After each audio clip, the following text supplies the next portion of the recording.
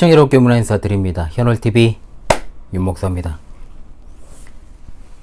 지난 시간부터 은혜의 교리, 튤립 5번째 교리, 성도의 견인에 대해서 공부를 하고 있습니다.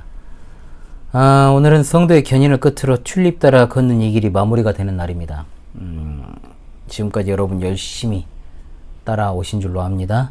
오늘까지 총 13강을 했는데 분량이 상당하지만 하도 기본적으로 길게 연재하는 것들이 많아서 많이 한 느낌이 안 들어요. 13번 정도 해가지고 한 20번은 해야 좀 하는 느낌이 드나 싶기도 하고요. 어찌되었든 오늘 마지막 강의 하고요. 튤립 따라 걷는 이 길을 마무리하도록 하겠습니다. 계속 묻혀버리지 않고 여러분들이 계속해서 학습할 수 있는 계기가 되었으면 하는 바람이 있습니다. 자, 오늘은 견인교리와 관련한 난해한 본문들을 보고 견인교리가 왜 성경적 교리인지 우리가 끝까지 이것을 지켜야 하는지를 바르게 생각하며 마무리하는 시간을 갖도록 하겠습니다. 자, 견인교리와 관련된 난해한 본문들이 몇 가지가 있는데 난해하지 않아요. 여러분들 이것을 잘 기억하시면서 들어주시면 되겠습니다. 자, 대표적으로 몇 가지 구절이 있는데 히브리서 6장 4절로 6절, 베드로후서 2장 1절로 2절, 고린도전서 9장 27절, 마태복음 13장에 나오는 토양의 비유어, 그리고 마태복음 25장에 나오는 미련한 5 처녀 등. 그러니까 한 번 받은 구원은 한 번 구원받은 자는 결코 탈락하지 않는다. 결코 구원에서 이탈하지 않는다라는 식의 그냥 그 표면적으로 그 문장 한마디만 가지고 경박하게 성경을 이해해서 이 본문들을 갖다가 그대로 대하면 안 됩니다. 과연 항상 말씀드리잖아요. 어떤 문맥과 맥락과 문맥에서 이 말씀들이 나왔는지를 살피면 오히려 이 말씀들이 견인교리와 모순되지 않고 울타리 역할을 한다는 것을 우리가 발견할 수 있게 되는 것입니다. 자, 성경 본문을 갖다가 여러분들이 찾아서 꼭 같이 보시면서 이것을 갖다 분석하는 것이 좋습니다. 자, 그래서 마치 성경에는 신자가 참된 신자가 구원을 상실할 수 있는 것처럼 보이는 그런 난해한 구절들이 나와요. 방금 제가 소개한 것처럼 그런 구절들이 나오는데 이것을 이해하기 위해서는 세 가지 범주가 있어요. 세 가지 범주로 이것을 분류해서 한번 살펴보도록 하겠습니다. 성주 꿀참회가 또 지나가고 있습니다. 이 중요한 순간에 눈이 필요해요.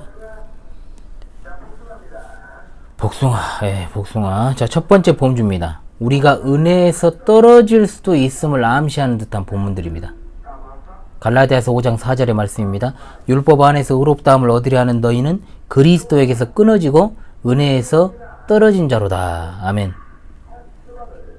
이 말씀의 전후 문맥은 바울 사도가 율법주의적인 유대인 일파가 갈라디아 교회 안에 끌어들인 거짓된 가르침의 문제를 언급하고 있음을 알 수 있습니다.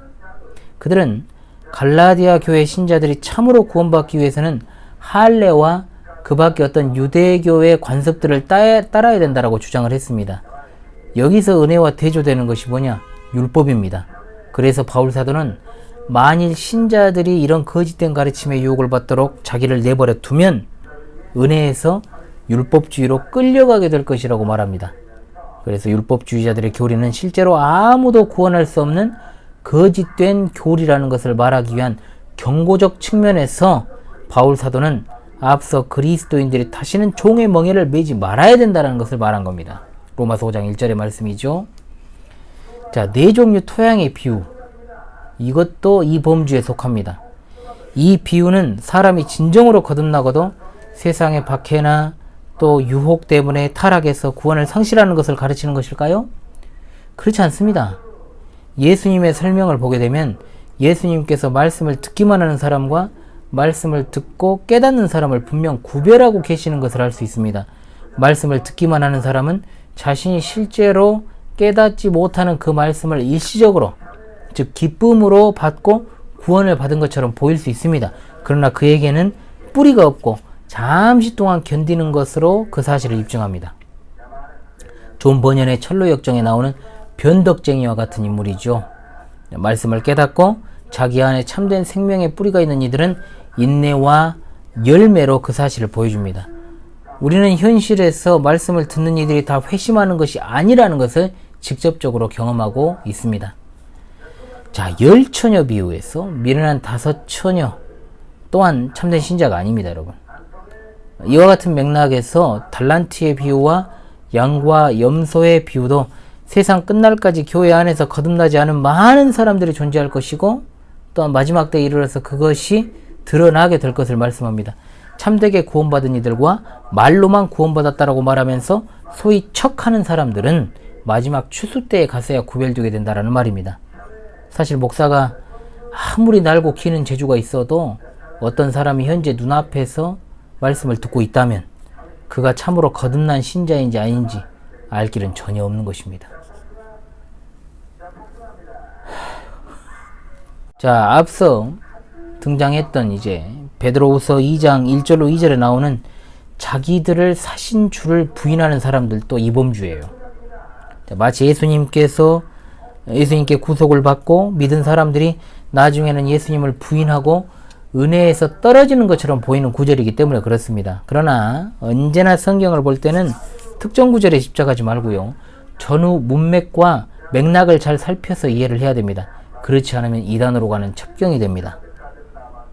자, 2장에서는 예수 그리스도에 대해서 배우고 심지어 자신들이 배운 신앙생활의 높은 기준을 유지하고 세상의 외적인 오염을 상당히 피했지만 실제로는 자신들이 좋아하는 세상의 부패로 다시 돌아가려고 이 가르침을 거부한 사람들에 대해서 말하고 있는 것입니다.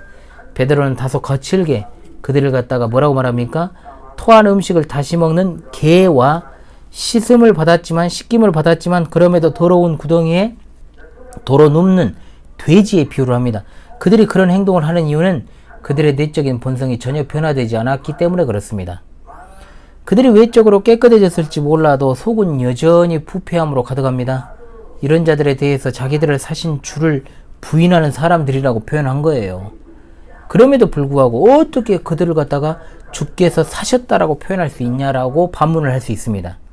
이것은 출애굽한 이스라엘 백성 모두가 하나님을 따르는 참된 백성이 아니었다라는 것과 마찬가지로 그리스도의 교회 안에도 그와 같은 사람들이 있을 것이라는 뜻입니다. 그들은 마치 그리스도께서 사신 것처럼 보이고 그런 구원의 어떤 외적인 표징도 보여줄 것이지만 여전히 거짓 선지자요 거짓 신앙 고백자일 것임을 분명히 합니다. 첫 번째 범주에 해당하는 본문들 어느 것도 신자가 구원을 상실할 것을 이야기하지 않고 있어요. 분명히 기억하십시오. 수박을 하나 사야 될까요? 자, 두 번째 범주입니다. 자, 우리 구원이 불확실한 것처럼 말하는 본문들이 나옵니다. 자, 대표적으로 빌립보서 2장 12절, 그리고 베드로후서 1장 10절, 그리고 히브리서 6장 4절로 6절입니다. 히브리서 본문은 제가 강설한 바도 있습니다만 이 말씀은 히브리서 전체 맥락에서 이해를 해야 됩니다. 히브리서는 어떤 책이냐? 유대인이면서 그리스도인인 신자들에게 다시 유대교로 돌아가는 배도의 행위를 하지 말고 온전한 믿음으로 나아갈 것을 격려하는 설교입니다. 설교, 권면이죠. 히브리서의 내용은 모두 이것을 초점으로 진행이 되고 있습니다. 즉, 이 본문은 그런 일에 대한 경고의 메시지를 전하고 있다는 것입니다. 즉, 참된 신자가 구원에서 탈락할 수 있다는 사실을 알리는 메시지가 아니라는 겁니다.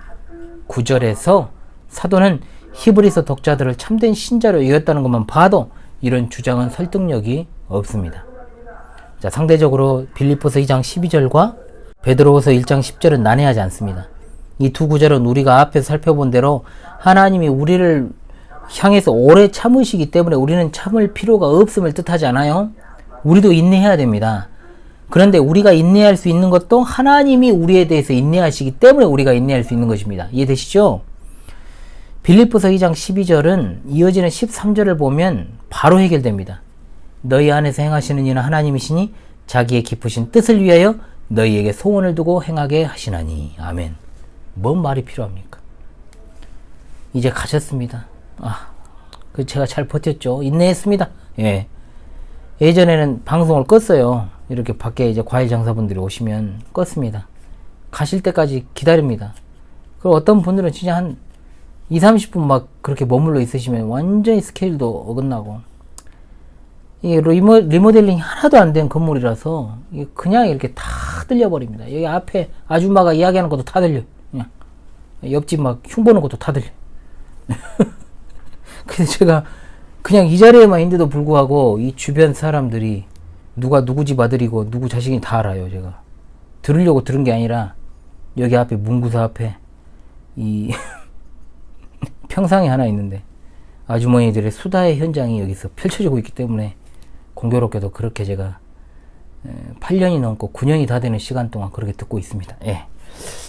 죄송합니다. 여담입니다. 자, 세 번째 범주입니다. 이제 경고가 담긴 본문들이죠. 로마서 11장 20절로 21절, 히브리서 2장 3절, 로마서 9장 27절입니다. 자, 이런 본문들은 우리가 끝까지 인내하려면 하나님이 주시는 경고가 필요하기 때문에 분명히 주신 것들이에요. 또는 다른 말로 그런 경고를 통해서 우리 견인을 보증하시는 겁니다. 신자와 불신자가 그런 경고에 어떻게 반응하는지를 보면 답이 나오죠. 이 구절들이 불신자를 괴롭히는 일은 없어요. 이게 뭔 말일까요, 여러분? 불신자들은 그 모든 구절들을 무가치하고 어리석고 쓸데없는 말로 칩을 해버리니까요. 왜냐하면 자기들하고 관계가 없다라고 생각하기 때문에 이 말씀이 그들에게는 아무런 경고의 역할을 하지 못합니다. 이런 말씀을 듣고 고민하는 것은 신자밖에 없는 거예요, 여러분. 이해되십니까? 참 신자들은 언제나 자신과 하나님의 관계에 대해서 염려하고 실제 상황이 그렇지 않더라도 자기 영혼에 아무 문제가 없다, 그냥 평안하다 이렇게 생각 안 해요. 진짜 신자들은 항상 두려워하며 경건한 신자들로서 그런 어떤 기조를 유지를 하게 돼 있죠. 그러므로 우리는 영적인 긴장을 늦추면 안 되는 것입니다. 자, 이제 마무리할 시간이 점점 다가오고 있네요. 분명히 이 견인교리는 사탄은 증오하고 교회는 사랑합니다. 제가 이 칼빈주의 5대 교리 과거 해설을 하면서 도르트 신조 5번째 교리 제15항의 제목이 바로 이 교리를 사탄은 증오하고 교회는 사랑합니다 라고 소개를 했습니다. 견인교리는 정말로 사탄이 영원한 불못으로 던져지기 전까지 계속해서 교회를 공격하는 교리라고 말할 수 있습니다. 또한 이런 견인교리를 지키려는 자들을 또 핍박합니다. 역사적으로 펠라기안, 반펠라기안 용어 정의에서 이것도 다 정리할게요, 제가. 그리고 알미니안이 거기에 편승해서 견인교리를 공격해 왔고, 또 자유주의와 이단들이 거기 편승해서 여전히 공격을 하고 있습니다.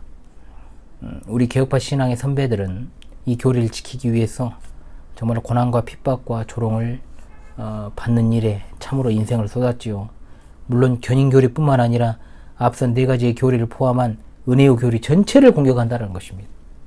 여기에는 타락한 인간이 절대로 이해할 수도 없고 받아들일 수 없는 진리가 담겨져 있고, 특히 5번째 교리인 견인교리라고 하는 것은 오직 하나님의 은혜를 입은 성도들만이 굳게 붙잡을 수 있는 교리이기 때문입니다. 견인의 교리는 그야말로 하나님의 작정과 섭리사의 최종 완성으로 가는 길에 있어 너무나 중요한 교리입니다. 이렇게 지난 4월 13일부터 시작했던 튤립 따라 걷는 이 길, 정확히 3개월 만에 끝났습니다. 3개월 만에. 이 3개월이라는 것이 요즘은 정말 순식간에 지나가지요. 하나님의 은혜만을 간절히 소망합니다. 당분간 수요일에는 특별히 연재되는 것은 없습니다. 정해놓고 9월일부터는 정상적으로 진행을 하겠습니다만 가끔 특강이 있을 수도 있고요. 이번 주처럼 이렇게 밀려가지고 목요일에 진행할 수도 있겠습니다. 여러 가지로 남은 기간 동안 여러분 찾아뵙도록 그렇게 하겠습니다. 튤립 교리의 마무리는 하나님의 말씀으로 이렇게 마무리를 하도록 하겠습니다. 중요한 말씀이 바로 에베소서 1장 3절로 6절의 말씀입니다. 찬송하리로다. 하나님 곧 우리 주 예수 그리스도의 아버지께서 그리스도 안에서 하늘에 속한 모든 신령한 복을 우리에게 주시되 곧 창세전에 그리스도 안에서 우리를 택하사 우리로 사랑 안에서 그 앞에서 거룩하고 흠이 없게 하시려고 그 깊으신 뜻대로 우리를 예정하사 예수 그리스도로 말미암아 자기의 아들들이 되게 하셨으니 이는 그가 사랑하시는 자 안에서 우리에게 거저 주시는 바 그의 은혜의 영광을 찬송하게 하려는 것이라. 할렐루야. 아멘.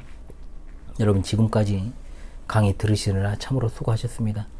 13번의 강의가 그저 이 기억 속에서 지워지지 아니하도록 앞선 칼빈주의 5대 교리와 더불어 꼭 이 칼빈주의 5대 강령, 이 튤립 따라 걷는 이 길을 복습하시기를 간절히 소망합니다.